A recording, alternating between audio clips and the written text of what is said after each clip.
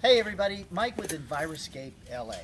I was just picking up the latest headline and chance of Southwest mega drought now 50%. And this is dated just last weekend, Sunday, August 31st. So today is September 1st, actually September 2nd. We just had the holiday yesterday. Really sad news, but I'm thinking there's light at the end of the tunnel. It starts out by saying that the chance of a mega drought gripping the Southwest for more than 30 years has increased to 50%. So this is backed by science. Scientists say, which means bad news for California's already parched landscape. The odds of a 10-year drought, now mind you, we've been brought to our knees in Southern California, and we're in year number 3. Well, they're saying that the chance of this going into a 10-year drought, more than triple what we've gone through so far, has increased to 80%. According to a new study by Cornell University, the University of Arizona, and the U.S. Geological Survey, they're all coming out. This isn't just one little side study that somebody did who some manufacturer of rain harvesting tanks or whatever did. This is science. Whatever happens, then they continue. Whatever happens, California is likely to see prolonged drought and drier conditions, especially in the southern portion of the state.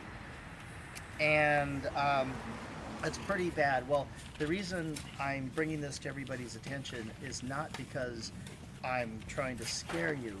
I'm just trying to create a consciousness that we need to conserve water. Now, a lot of people I talk to, I ask, hey, have you heard there's a drought? And pretty much everybody has a concern of, actually it's about 100%. They're all saying, yes, there is a drought. And with that being the case, is there anything we can do? Well, here's an interesting statistic. About 60 to 65% of water that comes into a household goes out to the landscape. And everybody, it's their dream to have a beautiful house with a white picket fence, to have lawn in front of their house. It's just the American dream, right? Well, the American dream for a lot of people is crashing down. In fact, there's a big movement out there saying that grass is evil. Get rid of your grass. But how would this place look if it didn't have grass? How would it look? Would it really look nice with a couple pieces of cactus with some white gravel?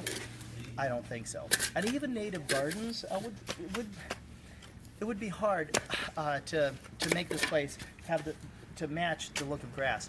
So I'm here to tell you about something, a drought solution that people can turn to create an awareness. You can save water. With our findings are that if you do drip irrigation to a home like we're doing here, you can save at least 60% water.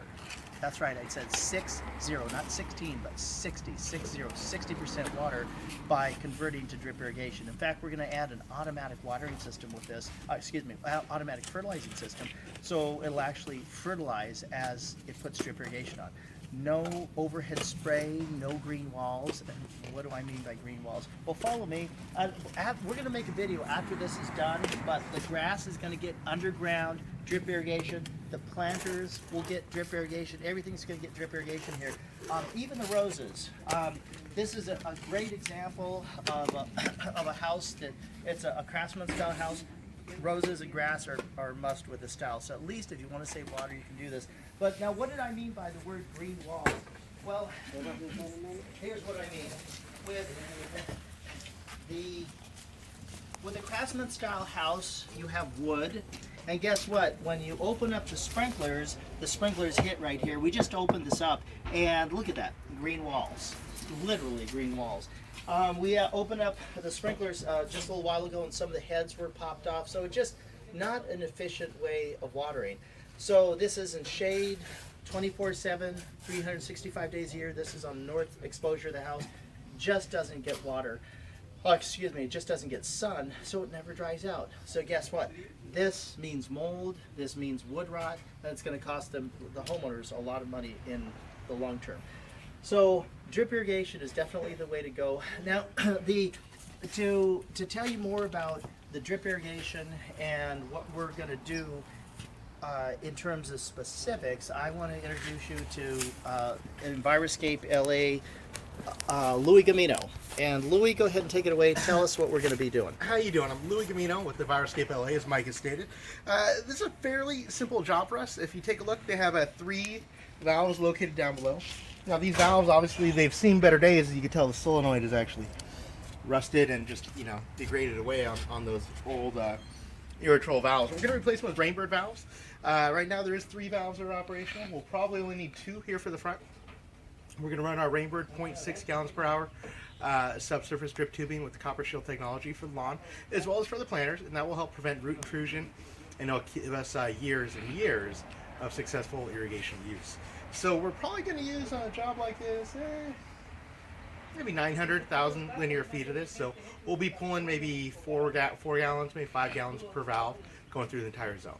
So we're going to be saving a lot of water, we're maximizing, we're going to utilize, and we're going to preciously use this natural resource that we have, water, to the most efficient way possible, which is by applying it directly to the root zone. So we're doing our best to conserve water. When you think sustainability, think Viruscape LA.